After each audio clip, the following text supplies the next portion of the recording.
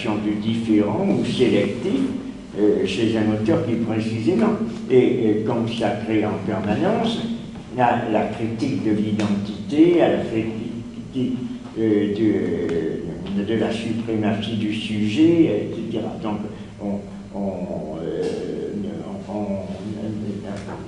on a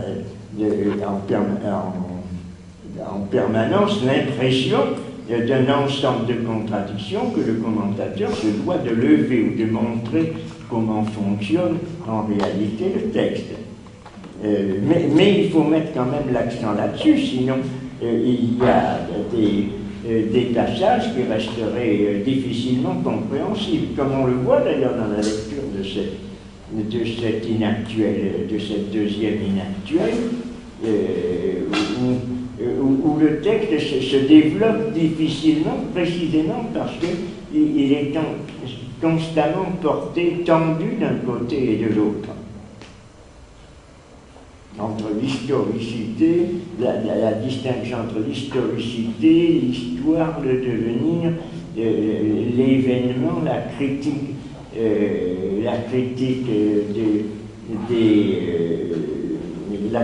de l'histoire purement événementielle, puisque c'est ce que fait Nietzsche, la critique de l'histoire objective, qui serait une réduction abusive de l'histoire. Juste, je voudrais encore par rapport à... Non, parce que je trouve que c'est très intéressant, mais par rapport à cette... Bon, j'ai deux remarques. Par rapport à l'école des annales, ce qui est très intéressant, bon là, malheureusement, je ne retrouve pas la définition de ce que Braudel entend par événementiel. Mais en gros, au moment où Braudel quand il écrit ses écrits sur l'histoire, justement, où il explique un peu ce qu'il entend par l'histoire et par notion, il dit bien, bon, l'école des annales, c'est un peu, bon, on est contre l'histoire événementielle, mais au sens où ils sont contre une histoire de type sociologique, sociologisante. Et pour eux, l'événement, c'est un peu, il s'en explique dans un des textes, où ce qu'il entend par événementiel, il ne parle pas tellement d'événement, mais d'événementiel, c'est tout simplement l'histoire du journaliste. C'est-à-dire cette histoire sociologisante, quoi, du temps tout de suite. Voilà, du temps dans lequel on est, et on sociologise un peu tout ça. Et en même temps, c'est très intéressant parce que le rapport de Braudel à l'histoire, enfin, en tant qu'historien, son rapport au passé, c'est que on va voir dans le passé, on a une compréhension du passé. Alors, pour aller vers ce passé, on se déprend de ce présent. Je veux dire, pour aller vers ce passé, on se déprend de ce présent, et en même temps, on y retourne à ce présent. Et c'est ça ça c'est absolument nietzschéen, puisque c'est bien le mouvement que l'on voit dans ce texte-là. Et Braudel le dit quelque part, vraiment se déprendre. Un historien, en effet, a une façon singulière de s'intéresser au présent. En règle générale, c'est pour s'en déprendre. Ça, c'est Braudel. De Braudel. C'est de Braudel. J'avais dit Châtelet. Non, c'est Braudel. Mais François Châtelet aussi est évidemment un grand lecteur de l'école des annales. Non, vas-y, je te laisse parler. Non, mais voilà, c'est qu'en même temps, voilà, peut-être qu'il faudrait faire une nuance, parce que plus tard, Braudel va pas cesser de s'expliquer dans différents textes sur cette idée d'événement ou d'événementiel, peut-être en écho avec ce qui se passe avec les penseurs justement de l'événement, et où il va vraiment dire que non, effectivement, l'événementiel, ce qu'il entend par événementiel, c'est cette chose un peu arrêtée qui fige et qui aussi encombre les bibliothèques de cette histoire sociologisante. Voilà. Mais voilà, c'est ce rapport aussi présent-passé. Un historien, en effet, a une façon singulière de s'intéresser au présent. En règle générale, c'est pour s'en déprendre. Voilà. Et puis après, voilà, se déprendre de son présent pour mieux y revenir. Ben, c'est ce que dira François Châtelet, c'est ce que a fait Foucault aussi. Et tout ça, c'est une lignée nietzschéenne aussi. Bon, et de même, non, mais par rapport à l'école des annales, la distinction des temps historiques, parce que l'école des annales, c'est aussi une dialectique des durées. C'est vraiment, dans l'histoire, une coexistence de temps différents. Nietzsche montre ça, enfin, voilà, le distingue. L'histoire récitative, l'histoire monumentale, Voilà, non, mais c'est passionnant. Hein, effectivement, cette question de l'événement, qu'est-ce qu'on entend par événement? Il faudrait distinguer événementiel et événement. Et puis, toutes les critiques de Nietzsche sur le journaliste, qui est vraiment celui qui se réclame de l'événement. Voilà. Historien d'événements, c'est le journaliste. Donc, voilà, moi je pense à tout ça. Juste une petite question par rapport à votre intervention sur la création. J'ai le sentiment de création s'oppose à la répétition chez vous. C'est un peu cette. Donc c'est l'idée de non-répétition en fait. Oui, c'est ça. De surgissement de nouveau. Oui. Donc c'est placé dans une perspective de non-répétition. Bon, ça c'est. Cependant, évidemment, en même temps, tout en reconnaissant tout de même cette. Oui, hein? C'est-à-dire qu'il n'y a pas que la non-répétition. Il y a à la fois une non-répétition, mais il y a aussi une reprise. Oui, c'est ça. C'est ça. Que peut-être que moi j'ai été trop tranché, trop puriste au niveau de la création. Bon, peut-être un peu trop bergsonien, parce que Bergson, la création, c'est vraiment le surgissement du nouveau. Voilà. Alors que chez Nietzsche, il y a plutôt une reprise. Reprise du passé pour en faire quelque chose de vivant. Donc ça peut se situer au niveau, il le dit, à 3 niveaux, au niveau de l'homme, de l'humain, au niveau d'un peuple et au niveau d'une civilisation. Il y a 3 niveaux de reprise. Donc le peuple doit aussi reprendre son passé pour en faire un présent ou un avenir vivant, la civilisation entière, et puis chaque homme, chaque individu de son côté doit aussi reprendre son passé, que ce soit son passé familial, passé culturel, passé voire même religieux, etc., pour en faire un présent et un avenir vivant. C'est ça son côté vivant, c'est que il veut pas Nietzsche que les choses soient mortes, mais c'est dans la reprise effectivement. Oui, je suis un peu mal expliqué. Non, pas du tout. C'était juste pour vous montrer quand même que création et non-répétition, c'est presque. Et création et hasard aussi, je crois que ça se rejoint. J'ai l'impression que, en tout cas. Parce que si parfois le hasard, on peut le comprendre d'une manière comme si on était spectateur devant des fêtes. Hein. Attention à cette vision du hasard. Voilà. Je pense qu'ici, le hasard, on est quand même là-dedans. Hein. Oui, c'est-à-dire c'est ce qu'on appelle la contingence. Ce que Sartre appelle la contingence, c'est-à-dire le fait que les choses ne soient pas nécessaires. C'est pas du hasard, c'est du non nécessaire. Et les choses avancent, comme disait René Thom, le mathématicien, par bifurcation. C'est-à-dire qu'en fait, on n'est jamais, il n'y a pas de linéarité. Là, on le voit bien avec l'histoire, avec le temps, la temporalité. Il n'y a que des bifurcations. C'est ça qu'on pourrait appeler hasard, mais on ne subit pas. Je veux dire, on ne subit pas. Non, on est actif aussi. On est actif là-dedans. Oui, mais justement, la reprise, c'est une bifurcation, une brisure de temporalité active, où on crée du hasard, mais de la non-nécessité, mais dans une reprise. Oui. Quand j'ai lu ça, les dernières pages de Nietzsche sur la jeunesse, vous savez, quand il parle des jeunes, oui, oui, de l'utilité des inconvénients. À un moment donné, ça, quelle page, j'ai pas la même édition. Mais à la fin, il évoque la jeunesse. Ah, tout à fait, à la fin. Il termine, alors c'est dans le... C'est une critique de Hegel où il parle de la vieillesse de l'esprit. Voilà, ça c'est très beau, c'est des passages magnifiques sur la jeunesse. Vraiment. Le paragraphe 10. En relation, d'ailleurs, un peu, je crois que c'est à la même période, avec ce qu'il dit dans sa critique de ses réflexions sur les établissements d'enseignement. Oui, c'est ça. L'avenir, c'est la jeunesse, quoi. L'avenir, c'est la jeunesse. C'est très bon. Je t'écoute. Non, j'ai rien de philosophique à dire là-dessus. Je voulais surtout en plus, on est face à un penseur de l'enfance, mais je trouvais ça très beau de ce dernier paragraphe de l'utilité des inconvénients de l'histoire. De terminer par ce... Mais sans hésitation. Lis.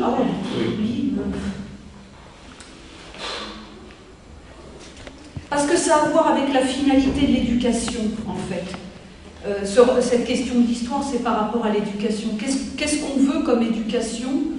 Et puis j'ai l'impression que c'est un peu, c'est ce que tu disais, par rapport à toujours cette même idée par rapport à une histoire morte, figée dans le passé. Il y a une histoire jeune, quoi, jeune, vivante, active.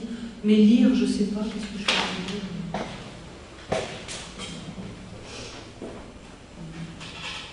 Je sais pas, Monsieur Scherer, peut-être vous avez vu quelque chose.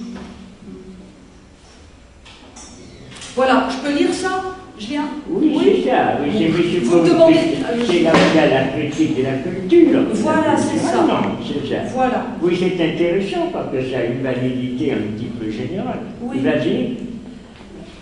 Et c'est en cela que je reconnais la mission de cette jeunesse, de cette première génération de lutteurs et de tueurs de monstres qui ouvrira la marche d'une culture, d'une humanité plus belle et plus heureuse, sans pourtant avoir de cette beauté et de ce bonheur à venir plus qu'un pressentiment plein de promesses.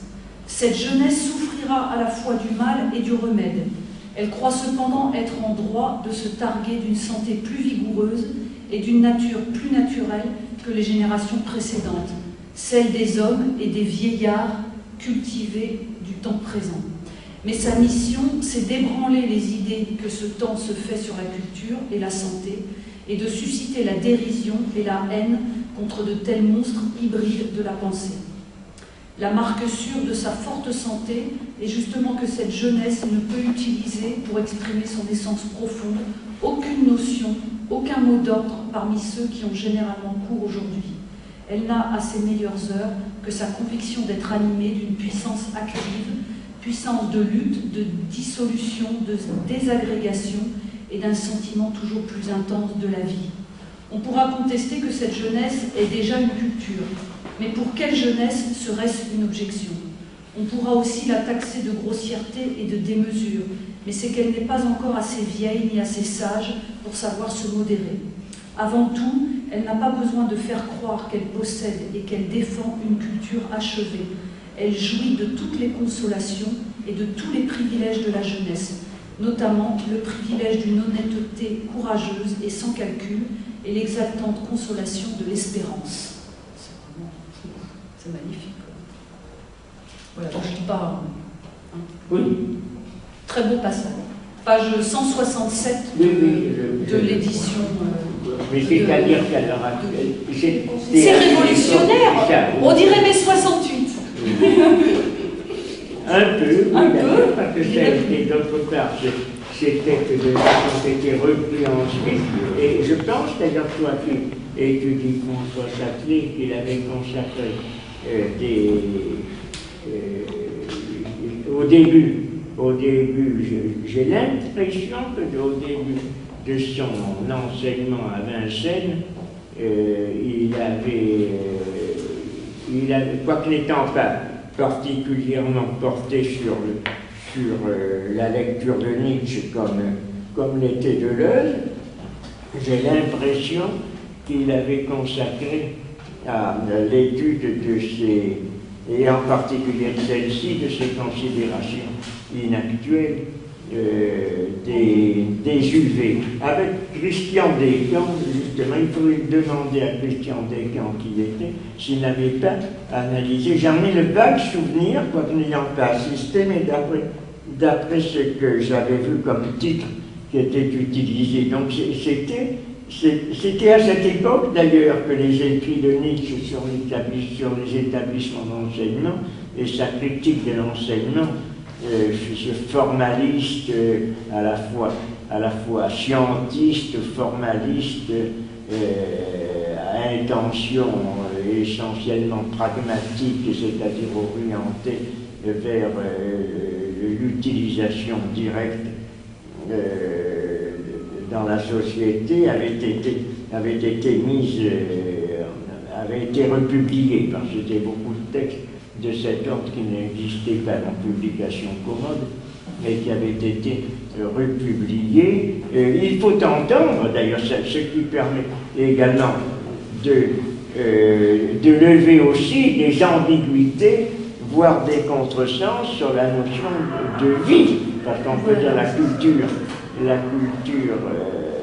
ou l'art peut être séparé de la vie, mais la vie souvent dans le langage utilisé, on confond la vie pratique ou la pratique avec l'utilisation directe, avec l'entrée dans l'orientation de la culture vers l'utilisation dans la société commerciale, industrielle, etc. Tandis que vie a chez Nietzsche un sens tout à fait différent qui n'est pas chez les forces vitales, l'affirmation des valeurs propres, etc. C'est pas quelque chose qui est la vie, entendue comme l'utilité d'un enseignement pour la vie économique du pays, comme c'était entendu d'ailleurs aussi dans l'orientation nouvelle de la société, de la culture allemande, qui avait été, il y avait tout un combat et une politique culturelle lancée sous la direction de Bismarck, mais en même temps ceux qui étaient préposés à la culture, à l'enseignement, qui contre laquelle s'en prend Nietzsche implicitement ou de façon directe, en opposant cette autre conception cette conception de la vie relativement à cette culture immédiatement utilitaire. Donc il y a des ambiguïtés autour de la notion de vie qui ne veut pas dire l'utilité directe lorsqu'il y a l'apologie de la vie. Lorsqu'il faut parler,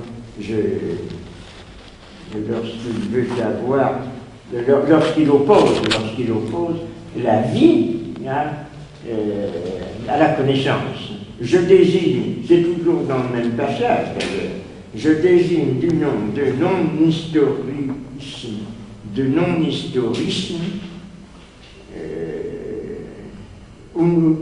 historisme, c'est toujours la même chose, du non-historisme, l'art et le pouvoir d'oublier et de s'enfermer dans un horizon limité.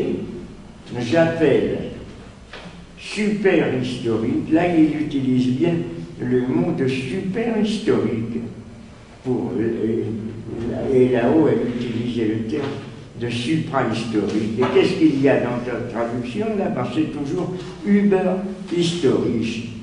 Non, c'est un petit peu avant ce que tu as, quelques pages avant ce que tu as lu. Attends, je ne sais pas si c'était avant ou après. Non, peut-être ou après, je sais pas. Non, attends, c'était avant. Mais j'ai chaîné et il faut la guérir. Elle souffre de maux nombreux et pas uniquement du souvenir de ses chaînes, mais au premier chef de la maladie historique. L'excès d'histoire a attaqué la faculté plastique de la vie. Elle ne sait plus tirer du passé sa force de nourriture. Le mal est effroyable. Tu l'as ce texte? Et malgré tout, si la jeunesse n'avait pas la clairvoyance innée à la nature, personne ne saurait que c'est un mal et qu'un paradis de santé a été perdu. Il est constamment porté, tendu d'un côté et de l'autre.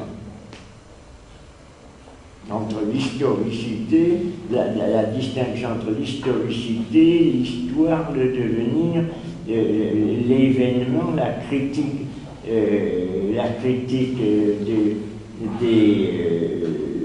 la critique de l'histoire purement événementielle, puisque c'est ce que fait Nietzsche.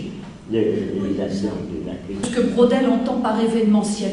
Mais en gros, au moment où Braudel quand il écrit ses écrits sur l'histoire, justement, où il explique un peu ce qu'il entend par l'histoire et par notion, il dit bien, bon, l'école des annales, c'est un peu, bon, on est contre l'histoire événementielle, mais au sens où ils sont contre une histoire de type sociologique, sociologisante.